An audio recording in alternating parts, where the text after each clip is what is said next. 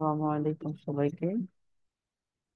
শুরু করছি semiconductor electronics, দশম চ্যাপ্টার পদার্থবিজ্ঞান, দ্বিতীয় পত্র। তো এই চ্যাপ্টারটা মোটামুটি বলা যায় খুবই ইম্পর্টেন্ট একটা চ্যাপ্টার এইচএসসি পরীক্ষার জন্য অথবা বোর্ড পরীক্ষার জন্য, কারণ এখান থেকে সব সময় একটা কোশ্চেন বোর্ডে সব সময় থাকে। তো এবং সেটা অ্যাডমিশনের জন্য অনেক বেশি ইম্পর্টেন্ট। তো এই সেমিকন্ডাক্টর চ্যাপ্টার, এটার সাথে ইলেকট্রনিক্স অনেক ওতপ্রোতভাবে জড়িত। তো আমরা এটা শুরু করি। এখানে কিছু ফান্ডামেন্টাল কথা বলা আছে, এরকম যে বর্তমান যুগটা আসলে ইলেকট্রনিক্স এর যুগ।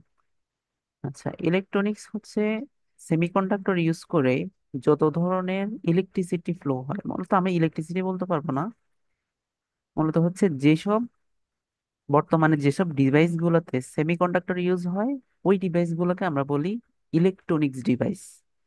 আর যেখানে কন্ডাক্টর ইউজ হয় মানে পরিবাহী ইউজ হয়, ওই ধরনের ডিভাইস গুলোকে আমরা বলি ইলেকট্রিক ডিভাইস। ইলেকট্রিক এবং ইলেকট্রনিক্স এর মধ্যে ডিফারেন্স হচ্ছে, ইলেকট্রিক হচ্ছে কন্ডাক্টর মানে পরিবাহী দিয়ে তৈরি, আর অর্ধপরিবাহী সেমিকন্ডাক্টর দিয়ে যেটা তৈরি সেটাকে বলা হয় ইলেকট্রনিক্স। তো আমরা এই চ্যাপ্টারে কি কি পড়বো সেটা এখানে দেখা যাচ্ছে। তো আমরা মেইন টপিকস থেকে শুরু করি। এই চ্যাপ্টারটা হচ্ছে আমরা একদম স্টেপ বাই স্টেপ সবকিছু ব্যাখ্যা করে যাব। তো অনেক বেশি সময় লাগবে, কিন্তু আমরা শর্ট ভিডিও করে করে মানে একটা সিরিজ তৈরি করে পুরো চ্যাপ্টারটাই আসলে ব্যাখ্যা করতে যাব। আমরা এখানে মেইনলি বেসিক নিয়ে অনেক বেশি আলোচনা করব। তো আমাদের প্রথম টপিক সেটা হচ্ছে ব্যান্ড থিওরি। আমরা অনেকেই কেমিস্ট্রিতে যখন পড়ি তখন বলি যে আম, এরকম একটা ব্যান্ড থিওরি ছিল বোরের অ্যাটমিক মডেলে, যে নিউক্লিয়াসের কিনারায় থেকে আমরা যখন আহ এরকম করে বলতেছিলাম কে, এল, এম, এন, এগুলো থেকে আমরা বলতেছি শক্তি স্তর। তো শক্তি স্তর গুলা বা কক্ষপথ বলা হচ্ছে, যেমন দুইটা, আমরা জানি প্রথম কক্ষপথে দুইটা ইলেকট্রন থাকে, দ্বিতীয় কক্ষপথে এরকম 8টা বা 18টা, এরকম করে বিভিন্ন কক্ষপথে এক একটা ইলেকট্রনের এনার্জি বিভিন্ন হওয়ার কারণে সে গ্রাউন্ড স্টেজ বা আপার স্টেজ, ডাউন স্টেজ, এরকম পরিবর্তন হয়।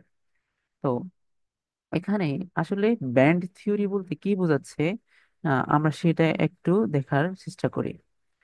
মূলত এই পাশের যে চিত্রটা দেখা যাচ্ছে, এটার সাথে এটার ডিফারেন্সটা কোথায়? আচ্ছা, আমরা জানি এটা যদি হয় একটা নিউক্লিয়াস, এটা যদি একটা নিউক্লিয়াস হয়, তো নিউক্লিয়াসের একদম পাশের যে কিনারা ঘেঁষে যে শক্তি স্তরটা আছে, এটাকে আমরা বলি প্রথম কক্ষপথ। এরপরে দ্বিতীয় কক্ষপথ, এরপর তৃতীয় কক্ষপথ, এরকম অসংখ্য বা ইনফাইনাইট কক্ষপথ রয়েছে। তো আমরা জানি প্রথম কক্ষপথে যে কোনো একটা ইলেকট্রন, সে যে এনার্জি নিয়ে থাকে, সেটা হাইড্রোজেন অ্যাটমের জন্য আমরা জানি -13.6 ইলেকট্রন ভোল্ট। তো এটাকে, এই ইলেকট্রনটা, এখানে যে ইলেকট্রনটা থাকবে, ইলেকট্রনটাকে যদি আমি এনার্জি বাহির থেকে এনার্জি সাপ্লাই দিই, তখন এই ইলেকট্রনটা জাম্প করে পরবর্তী কোনো একটা শেলে চলে যাবে। আবার কিছুক্ষণ পরে সেটা কি করবে, ইলেকট্রন ইমিট করবে, এই এনার্জি ইমিট করে আবার পূর্বের অবস্থায় ফিরে আসবে। তো এখানে পপুলেশন ইনভার্সন হয়, সেটা আমরা যাবো না, এটা ডিপ কনসেপ্ট। তো আমরা জানি যে ইলেকট্রনকে আমরা যখন বাহির থেকে তাপ, শক্তি, অন্যান্য মাধ্যমে, বিকিরণের মাধ্যমে বা ফ্রিকোয়েন্সি যুক্ত কোনো লাইট যদি সরবরাহ করি, তখন সে এনার্জি প্রাপ্ত হয়ে ডাউন স্টেজ থেকে বা নিচের কক্ষপথ থেকে উপরের কক্ষপথে গমন করে, আবার এনার্জি রিলিজ করে সে উপরের কক্ষপথে নিচের কক্ষপথে চলে আসে। এই অবস্থাটাকে আমরা বলতেছি উত্তেজিত অবস্থা বা এক্সাইটেড স্টেট।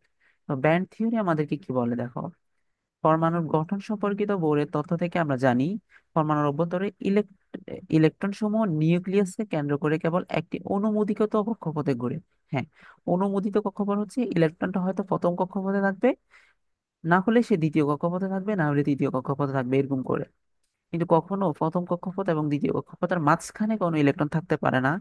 এটাকে আমরা বলতেছি নিষিদ্ধ স্তর। এটা হচ্ছে প্রথম কক্ষপথ, এটা দ্বিতীয় কক্ষপথ, মাঝখানের পথটাকে আমরা বলতেছি কি, নিষিদ্ধ পথ।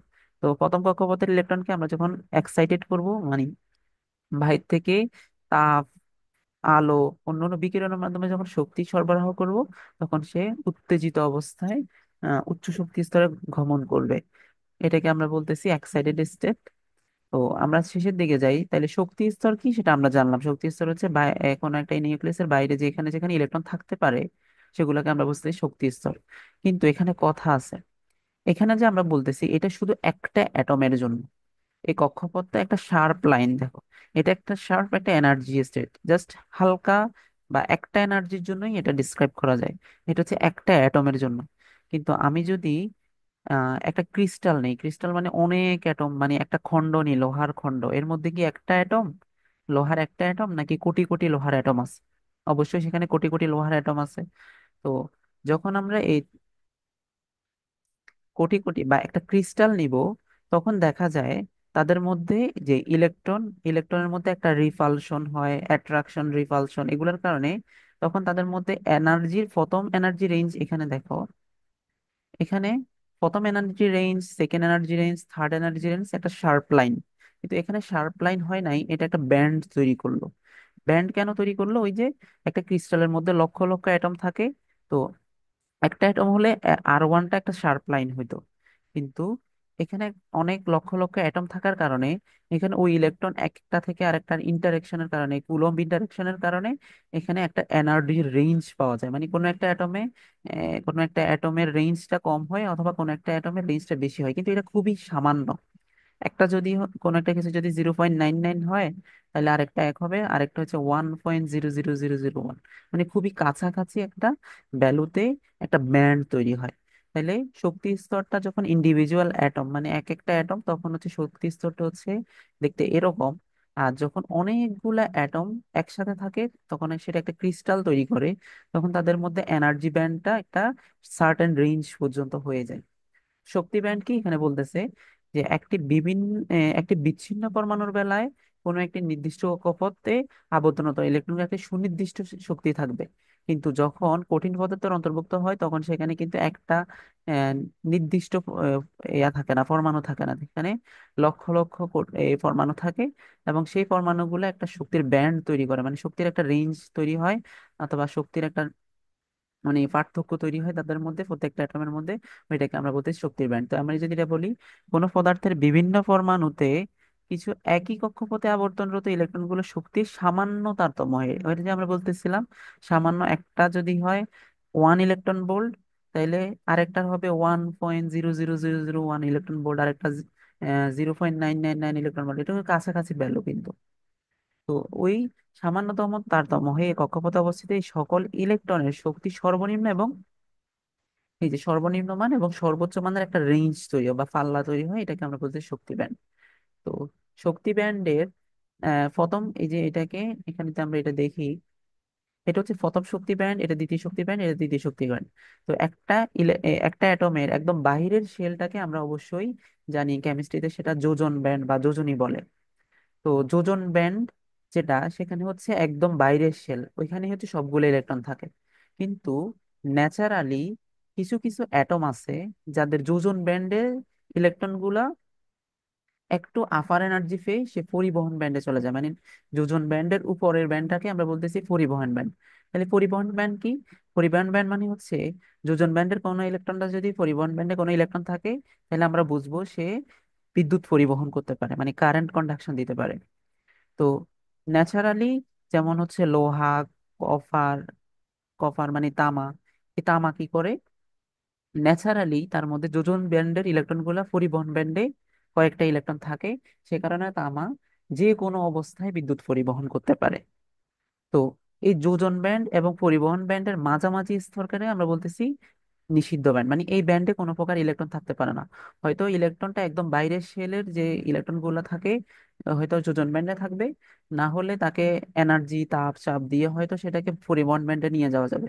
তাইলে যোজন ব্যান্ড থেকে পরিবহন ব্যান্ডে নিলে কি হয়, পরিবহন ব্যান্ডে যখন ইলেকট্রন থাকে সে ফ্রিলি চলাচল করতে পারে, তার মানে সে বিদ্যুৎ পরিবহন করতে পারে। তো আমরা ন্যাচারালি এখান থেকে বুঝতেছি যে যোজন ব্যান্ড এবং পরিবহন ব্যান্ডের এখান থেকে আমরা পরিবাহী, অর্ধপরিবাহী এবং অপরিবাহী এটা ব্যাখ্যা করতে পারবো। তো পরিবহন ব্যান্ড আর যোজন ব্যান্ড কি সেটা এখানে বলা আছে যে পরমাণুর বাইরে সবচেয়ে বাইরের কক্ষপথে যে ইলেকট্রন থাকে সেগুলো হচ্ছে যোজন ইলেকট্রন বলা হয়, ওই ব্যান্ডটাকে আমরা বলতেছি যোজন ব্যান্ড।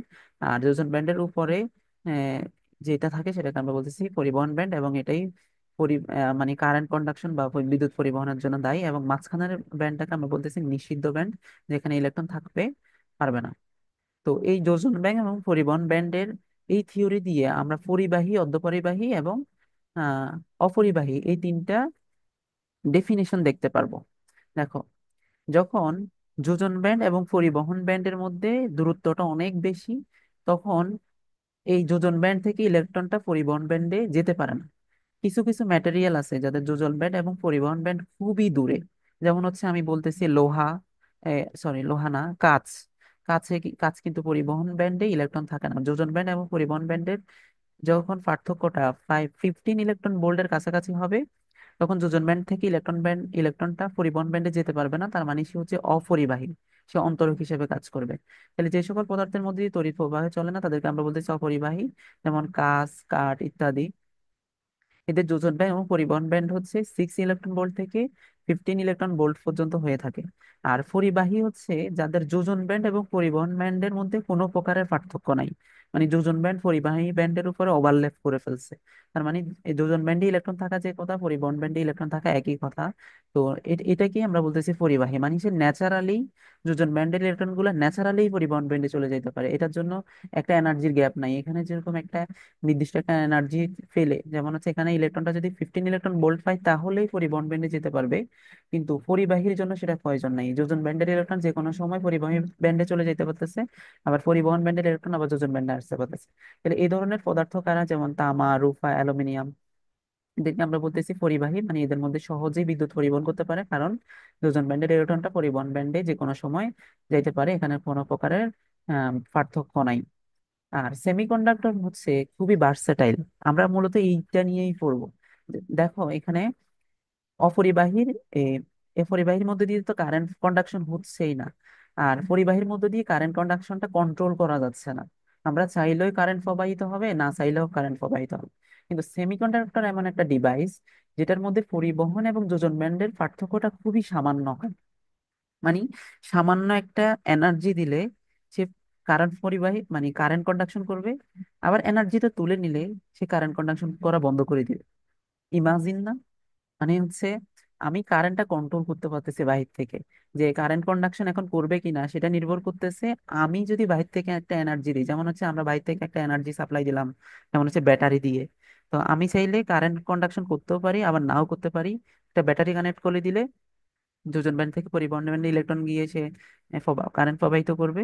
আবার আমি যখন চাইবো না তখন হবে না। তাইলে যোজন ব্যান্ড এবং পরিবহন ব্যান্ডের মধ্যে পার্থক্যটা যদি খুবই সামান্য হয়, প্রায় 1.1 ইলেকট্রন ভোল্ট, সিলিকনের জন্য জার্মেনিয়ামের জন্য আলাদা হয় আমরা জানি। তো জার্মেনিয়ামের জন্য এটা মেবি 0.3 ভোল্ট, 0.7 ইলেকট্রন ভোল্ট হয়। তো সেমিকন্ডাক্টর হচ্ছে এমন একটা ডিভাইস, সেটা আমরা পড়ি যে পরিবাহী অর্ধপরী মাঝামাঝি আপেক্ষিক রোধের একটি পদার্থ আছে, যেগুলোকে আমরা বলতেছি সেমিকন্ডাক্টর, যেমন জার্মেনিয়াম, সিলিকন। তো এটা আসলে পারফেক্ট ডেফিনিশন না। পারফেক্ট ডেফিনিশন হচ্ছে সেমিকন্ডাক্টর হতে হলে তিনটা জিনিস মানতে হবে। সেটা হচ্ছে এই তাপমাত্রা, আমি মানে বাহির থেকে যত তাপ বাড়াবো সেমিকন্ডাক্টরের পরিবাহিতা তত বাড়তে হবে। মানে আমি যত কারেন্ট বাইরে থেকে হিট দিব, মানে তাপমাত্রা যত বাড়বে তার পরিবাহিতা তত বাড়বে, মানে সে তত বেশি কারেন্ট প্রবাহিত করতে পারবে। এই বৈশিষ্ট্য থাকতে হবে। মানে তার রেজিস্ট্যান্স আস্তে আস্তে কমে যাবে, যত বেশি তাপ দিব তত রেজিস্ট্যান্স কমে যাবে। কিন্তু কন্ডাক্টরে কিন্তু সেটা হয় না। কন্ডাক্টরে আমরা যত তাপমাত্রা বাড়াবো তত তার পরিবাহিতা তত কমে যাবে, কারণ তখন ইলেকট্রনের মধ্যে ইলেকট্রনের সংঘর্ষ হয়, তখন ইলেকট্রনের প্রবাহটা কমে যায়। কিন্তু সেমিকন্ডাক্টরে সেটা উল্টো হবে। তো সেমিকন্ডাক্টর হওয়ার জন্য তিনটা জিনিস, একটা হচ্ছে সেমিকন্ডাক্টর হওয়ার জন্য তার যোজনী হতে হবে 4, মানে তার আউটার মোস্ট শেলে 4টা ইলেকট্রন থাকতে হবে। 2 নাম্বার হচ্ছে তাপমাত্রা বাড়ালে তার পরিবাহিতা বৃদ্ধি পেতে হবে, অথবা তার রেজিস্ট্যান্স কমে যেতে হবে। রেজিস্ট্যান্স কমে যাওয়া মানেই তো পরিবাহী বৃদ্ধি, মানে পরিবাহিতা বৃদ্ধি পাওয়া। তো সেমিকন্ডাক্টর কি, যে সকল পদার্থের পরিবাহিতাঙ্ক অপরিবাহী এবং পরিবাহীর মাঝামাঝি তাপ বৃদ্ধি পেলে তাদের রোধ কমে, পরিবাহিতা বাড়ে। ওই যে রোধ কমে গেলে পরিবাহিতা নিশ্চয়ই বাড়বে, এবং সুবিধাজনক অপদ্রব্য যোগ করলে পরিবাহতাঙ্ক ধর্মের পরিবর্তন ঘটে। আমরা জানি সেমিকন্ডাক্টর পিওর অবস্থায় যেভাবে মানে পরিবাহিতা দেয়, ইমপিউরিটি মানে হচ্ছে ভেজাল মেশালে তার থেকেও বেশি পরিমাণে ইলেকট্রিসিটি ফ্লো করতে পারে। তার মানে আমি চাইলে সেমিকন্ডাক্টর দিয়ে কারেন্ট ফ্লো করতেও পারি, আবার ভেজাল মিশ্রিত দিয়ে সেখান দিয়ে কারেন্ট কন্ডাকশন বাড়াইতে পারি, আবার সেখানে কমাইতেও পারি। এটা আমার ইচ্ছা মতো কারেন্টটাকে কন্ট্রোল করতে পারতেছি, এই জন্য এটা অনেক বেশি ইম্পর্টেন্ট সেমিকন্ডাক্টর। তাইলে এই পরিবাহী দিয়ে যেটা মানে যে ডিভাইস গুলো তৈরি হয় এটাকে আমরা বলি ইলেকট্রিসিটি। আর সেমিকন্ডাক্টর দিয়ে যে বিজ্ঞান বা মানে যেটা আমরা পড়ি সেটাকে আমরা বলতেছি সেমিকন্ডাক্টর ইলেকট্রনিক্স। তো আমরা যদি বলি ওভারঅল, সেটা হচ্ছে পরিবাহী, অপরিবাহী এবং অর্ধপরিবাহী, এই তিনটার মধ্যে পরিবাহীর মধ্য দিয়ে ইলেকট্রন প্রবাহিত হয়, কারণ হচ্ছে যোজন ব্যান্ড পরিবহন ব্যান্ডের মাঝামাঝি কোনো কমন জায়গা, মানে মাঝামাঝি একটা এই আছে, ওভারল্যাপ আছে, মানে হচ্ছে যোজন ব্যান্ডের ইলেকট্রনরা চাইলেই পরিবহন ব্যান্ডে যেতে পারে, বাইরে থেকে কোনো এনার্জি প্রয়োজন হয় না। আর অপরিবাহী হচ্ছে যোজন ব্যান্ড পরিবহনের ব্যান্ডের মাঝখানে নিষিদ্ধ একটা ব্যান্ড থাকে এবং সেটা খুবই বেশি পরিমাণ এনার্জি পার হয়, মানে এখান থেকে একটা ইলেকট্রন এখানে নিতে হলে তাহলে 15 ইলেকট্রন ভোল্ট দিতে হবে। তার মানে হচ্ছে আমরা যদি 15 ইলেকট্রন ভোল্ট দিই তাহলে পরিবাহী মানে এই কাঁচ, তামা, এগুলা দিয়েও আমরা চাইলে বিদ্যুৎ পরিবাহী করতে পারি। মানে সরি তামা হবে না, কাঠ এটার মধ্যে যদি আমরা 15 ইলেকট্রন ভোল্ট দিতে পারি তাহলে সেটা মানে কারেন্ট প্রবাহিত করবে, কিন্তু এনার্জিটা অনেক বিশাল। আর সেমিকন্ডাক্টর হচ্ছে তাদের মধ্যে যোজন ব্যান্ড পরিবহন ব্যান্ডের পার্থক্যটা খুবই কম হবে। তো পার্থক্য যখন খুবই কম হবে তখন সেটা দিয়ে কারেন্ট প্রবাহিত কন্ট্রোল করা যাবে। এই জন্য এই সেমিকন্ডাক্টরটা আমরা আহ, বিভিন্ন জায়গায় মডার্ন সেমিকন্ডাক্টর বা মডার্ন যে ডিভাইস গুলো, ফোন, ল্যাপটপ, এই জায়গায় আমরা ইউজ করি, যাতে হচ্ছে আমাদের কারেন্ট কন্ট্রোল করা যায়। ওকে, আমরা নেক্সট এখান থেকে সেকেন্ড টপিকসে শুরু করব। পুরোটা এটা লেন্দি হয়ে যাচ্ছে এই জন্য। তো ধন্যবাদ সবাইকে। আসসালামু আলাইকুম।